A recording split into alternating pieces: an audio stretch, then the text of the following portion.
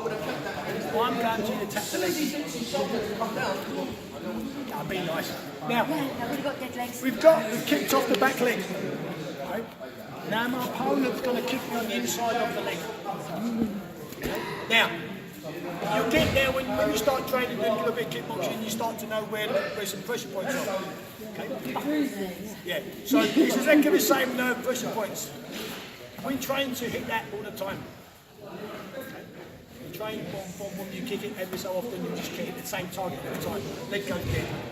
Okay. So this is the kick, so the lead leg one step, or so you're going a half step, kick, bomb.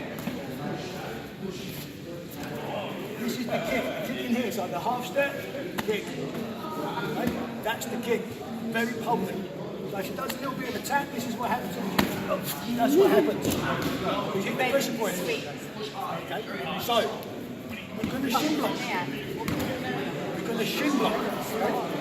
From here, all I'm doing is bringing my knee across my body. That's it. That's it. That's it. Got toes pointing down. So watch it again. Half step.